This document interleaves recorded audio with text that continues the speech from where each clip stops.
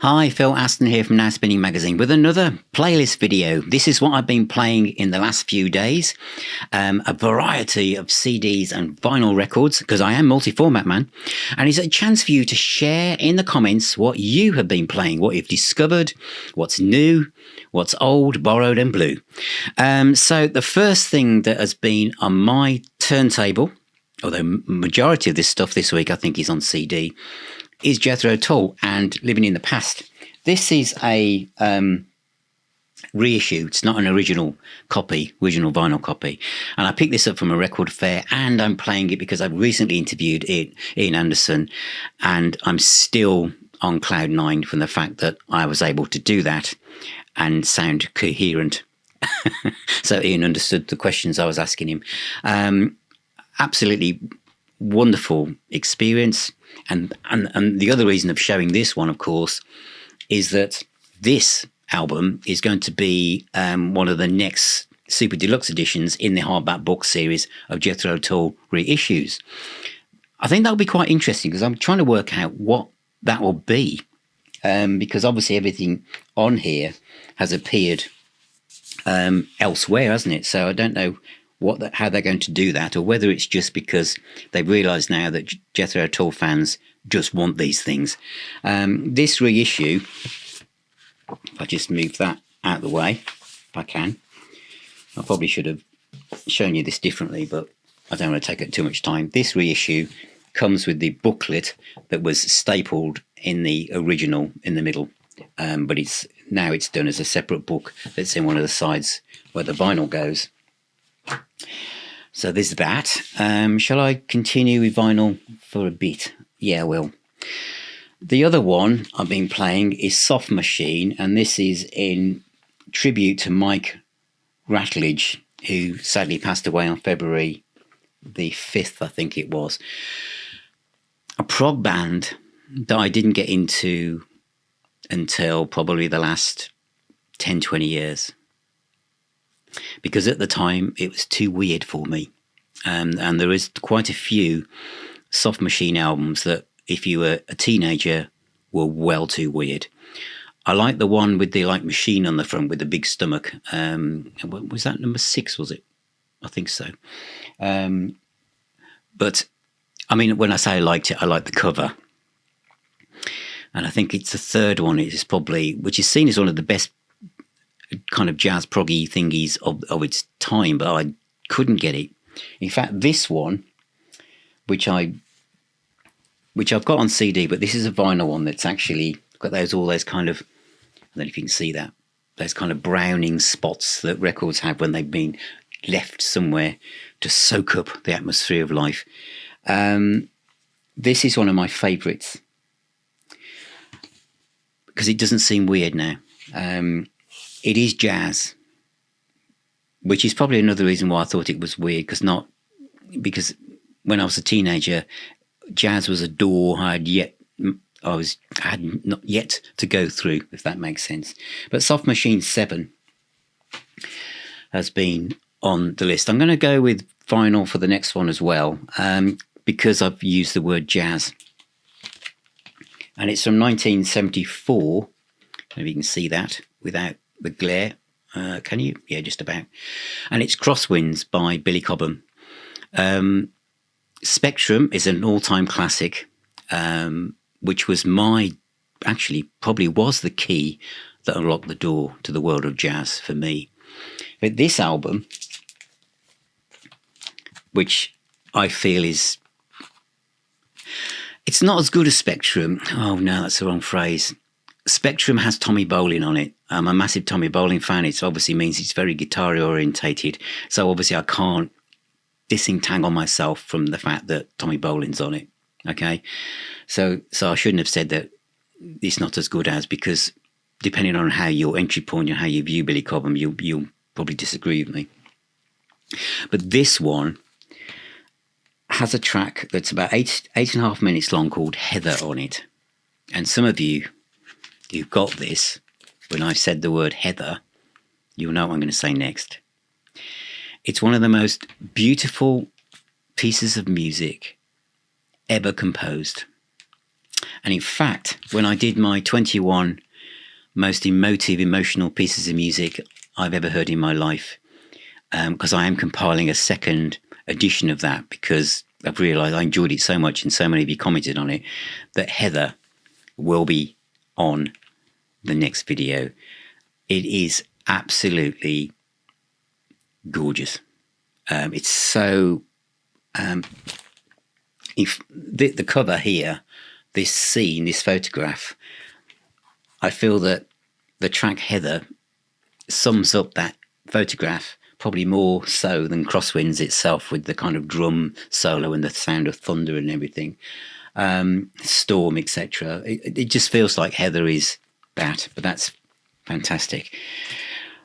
Right, I'm going to move. Let's move to CD.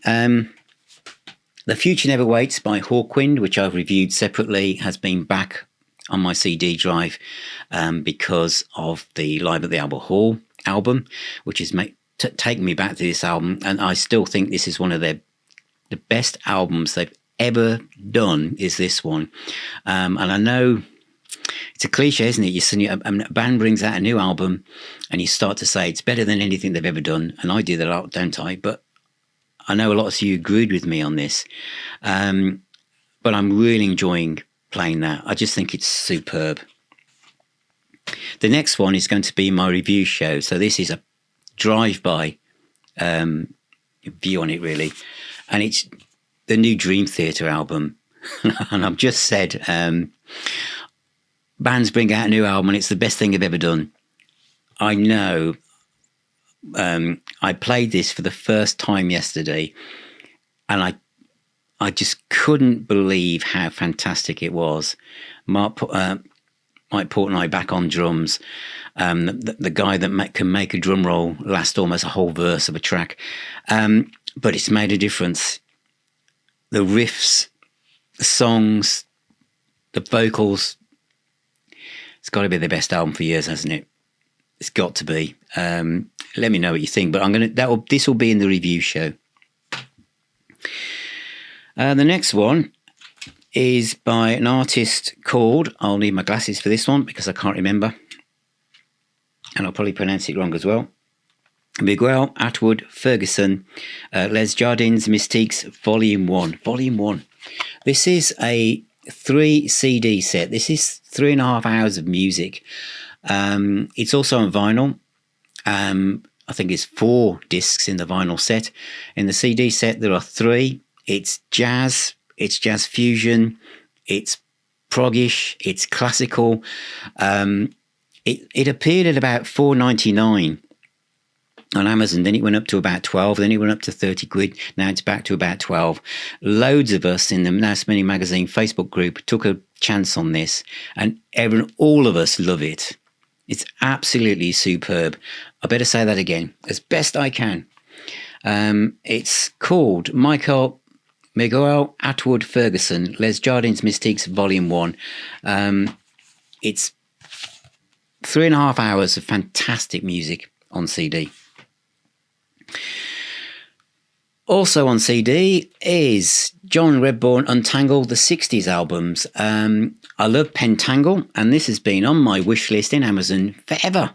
And last week I went and bought it, and the album I went for, because I've not played all of it yet, I'll have you know, just put that there, you can just about see it, is There You Go by Doris Henderson and John Redbourne, 1966 I think it is. Just real jazz, blues, folk, and you can really pick up where Jimmy Page picked up a lot of stuff for Led Zeppelin 3 I'm thinking of, really. But absolutely fantastic box set, John Redbourne and Pentangled. There's a Pentangled vinyl set out soon. In the soul section, Booker T and the MGs, which is one of these nice little £10 original album series sets. I was trying to find a Booker T and the MGs box set, and it was quite expensive. Then I suddenly realised there was this as well. So I've been playing, obviously, the Green Onions album. I love it. The R&B, the Hammond organ, the Steve Cropper guitar licks and chops. Absolutely fantastic. Booker T and MGs. This is 5 albums: Soul Dressing, And Now, Hip Hugger, and Doing Our Thing. That's great stuff. And also in CD land, it's another one of these original series things, and it's Talk Talk. I love Talk Talk. I love the production. I love the 80s feel. I know not everyone likes 80s production, but I love it. And the album that I've been playing, because I haven't played them all, not last week anyway, is The Colour of Spring. And this is the one with Living in Another World, Time It's Time, Life's What You Make It. Great voice, great production, great stuff. And all available on a little 3 CD little box. Still in a soul pop mood, poppy mood, is War, Greatest Hits 2.0, which is a 2 CD set with all their tracks, including their burden tracks, are on the first disc, especially, and it mentions the album, so you've got Spill the Wine, Tobacco Road, great blues track, All Day Music. Disc 2 starts with Low Rider, which is one of their most famous tracks. And I've got into this band because of buying that box set a few weeks ago with The World is a Ghetto and Cisco Kid, etc. But that's a great compilation. War, Greatest Hits. As we start to move now away from pop and soul, I'm going to go into blues. And I've been after this for ages. This is a new release ish, last year I think it was, and it's Freddie King. 3 albums, BGO, they do this stuff so well.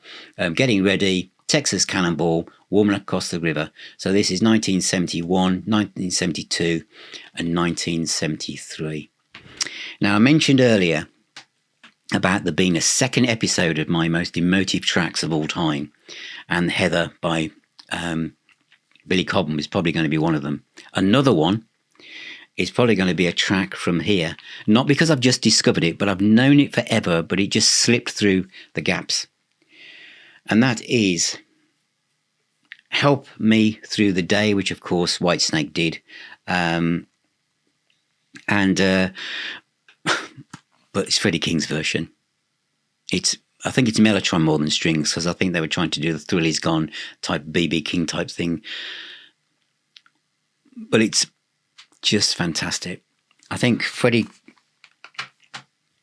out of all the Kings, BB, Albert, Freddie King is my favourite of those guys. And I think it's because they're all great. But for me, Freddie King's bite on his guitar and how he plays, and his voice, especially his voice, just does it to me. I just love Freddie King. And certainly taken away far too soon. He obviously burnt the candle at both ends, but this is a great collection. It's on BGO 2 CD set. Going back to vinyl now, and I have this, which is Southbound by Doobies. I don't know whether I've covered this before. I think I might have held it up recently on CD, and the reason I've got it is because I'm a completist with the Doobies, and there's only, apart from this, I think there's only 2 other albums I don't have on vinyl now. I was really surprised that this existed, and I don't normally like albums where bands go back and revisit old tracks and re-record them, but the versions here with the different guest singers work so well that I'm just really pleased that I've been able to get a copy. And of course, there's a new Doobie Brothers album out very soon. I've featured this before, so this is a passing view. I've just interviewed the guy that produced this for a podcast, and he talks all about this and other things that are coming along in the Thin Lizzy reissue canon. It's really exciting. Acoustic sessions. Look out for that podcast. If you're into Thin Lizzy, don't miss it. Where shall we go next?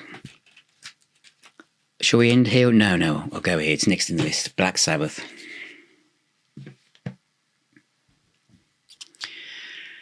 been talking a lot about Black Sabbath because of the reunion gig, and at the time of this going out, I've just done a second one looking at that. And all of these things are sending me back into the Black Sabbath world. To me, Black Sabbath is the entire catalogue. I'm not fixated with these, no Ozzy, no Sabbath cobblers.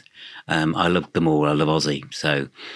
But this is the album that I've been visiting the most in the last few days. And I think what I've really appreciated is, Black Sabbath are the godfathers or of heavy metal, is that when you listen to a Black Sabbath album, is how varied it is, how much light and shade is in each song, let alone the changes, tracks, whatever. In the first one, Wheels of Confusion, if the kind of keyboard and the different sections as they're almost glued together, there is so much going on. You've got Supernaut with that, thunderous riff, one of Tony's best riffs, isn't it? Snowblind. I didn't know that was about drugs when I first heard that in the 70s. I had no idea. I didn't know anyone who did drugs in the early 70s. I just thought, I don't know what I thought it was about, but I just love lying snowblind in the sun and the way that mellotron comes in underneath and the guitar solo with the double bends. Fantastic. And Under the Sun, that riff.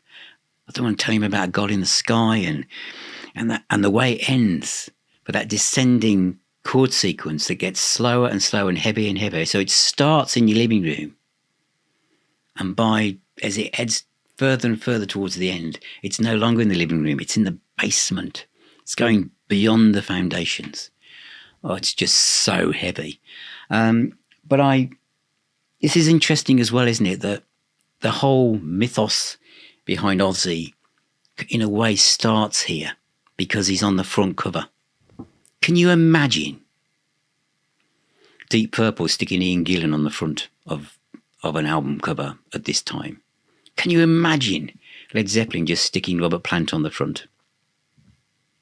Can you imagine any band doing something like this? It means collectively the band thought, that's cool, that is. We put our Oz on the front. Oh.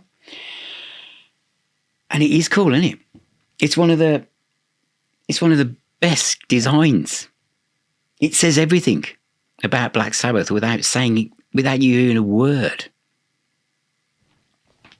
And of course, maybe the band were a bit kind of laid back about it because there was a booklet inside it which gave everyone a chance to have a seat about themselves, even though the Ozzy again looks so cool with his hair, and he's a booklet with that see-through bass guitar. Do you know how cool that was back then? A guitar that you could see through. I'm just stunned that didn't take off. Maybe it did. Bill Ward playing obviously the drums with the drumsticks, technically the wrong way round, but being a rebel. And Tony Iommi looking like Jason King a little bit in this. Those of you remember that. But yeah, of all the things I've played, I have to say that's probably been played the most in the last few days. And then the last two, almost, is Night Ranger. 2 Night Ranger albums, actually. I've also been playing the second one. You Can Still Rock in America, Sister Christian, this one, which I love. But this is the one that I love the most. Dawn Patrol. 1981, is it? Tell me. It is? Can't see it. I'm sure it is. I'm going to say it's 1981. This is at a time when me and a few friends who are in bands or just love rock music, on a Friday after work, we would go to Virgin and we would go to the import racks. I know the stuff was coming out of the other places because we read sounds. Kerrang was still newish. And so you'd look for the imports, the stuff that wasn't really being released here yet. And you'd take chances based on album covers, on the way musicians looked. You'd think, is it worth a go? And there was always one or two of us. I was one. Other friends would do the same. I think this was Neil Neil Yeomans, I think, who told me about this band. And we would all talk about, different guitarists and singers and all, etc. And I remember Neil saying, "Oh, you got to listen to Night Ranger, especially Brad Gillis on guitar, because Brad Gillis was also going to be on Talk the Devil with Ozzy when he did that double album as a kind of get back at the fact that Sabbath seemed to be doing well with Dio." But this "Don't Tell Me You Love Me," the way that starts, and then the riffs come in, it's fantastic. And "Sing Me Away, At Night She Sleeps, Call My Name, Eddie's Coming Home Tonight, Can't Buy Me a Thrill, Young Girl in Love, Play Rough Penny, Night Ranger." Yeah, this is an absolute classic album. AOR, melodic rock. Absolute Jack Blades on bass and lead guitar. Alan Fitzgerald, of course, who was his Montrose, Sammy Hagar. Great stuff. Night Ranger. Loved it. The other one, this will be on my... Whoops. Nearly gave the last one away there. This is... sorry, guys. I'm going to mispronounce this, but it's going to be in my review show, so it gives me a chance to get it right. And this features Paula and Dave Lombardo. That I can say. The name is Vina Morris, for To Cross or To Burn. Of course, those of you will know Dave Lombardo from being the drummer in Slayer. This is not like Slayer. This is like Portishead with distorted guitars. Seriously, love it. But it's going to be my review show. But I had to mention it because it's been played such a lot. And finally, someone said to me last week, "Do you still play singles, Phil?" I do. And sometimes they end up in being little videos all on their own. But this one has been tagged on to the end of this because I've been playing it several times. You've been taking the time to play a single. Yeah, I have. Because I can. Can you see that? Run, Run, Run by Jojo Gunne. 1972. It got to number 6 on the 25th of March for 12 weeks on the chart. I know that because I wrote that on my W.H. Smith's little cover. So many people bought this that I was at school with, talking about the slide guitar, the fact there was 2 guitar solos in a song that's literally 2.5 minutes long. The B-side was called Shake That Fat, which had a great slide solo in as well. But what's interesting, and I have a 2 CD set with all of their albums on, is that no one at school, no matter how many of us bought this single, bought any of their albums. It was a band that was just saying, it's a great single. It's one of the best singles you can buy at that time, 1972. But we didn't buy the album because we didn't have the money, and it was going on Argus, Machine Head, Close to the Edge, Volume 4, Pile Driver. But Jojo Gunne, I don't think they bettered it, did they? There's some great tracks, I know, but Run, Run, Run has got to be still one of the greatest rock songs ever written. What do you think? Let me know. So that has been my playlist for the last few days. What have you been playing? Let me know in the comments, as per usual. It's always great to read what you're up to because it inspires me as well. Thank you for watching. Thank you for being here. Please buy a t-shirt from the merch store, become a patron or a YouTube member, and you'll get access to the Facebook group, the WhatsApp group, lots of deals and offers, and plus twice you can come along to our virtual pub, the Now Spinning Arms, via Zoom, which is also recorded to be played back for members as well. So remember, music is the healing doctor. Please take care, keep spinning those discs, and I'll talk to you all very, very soon.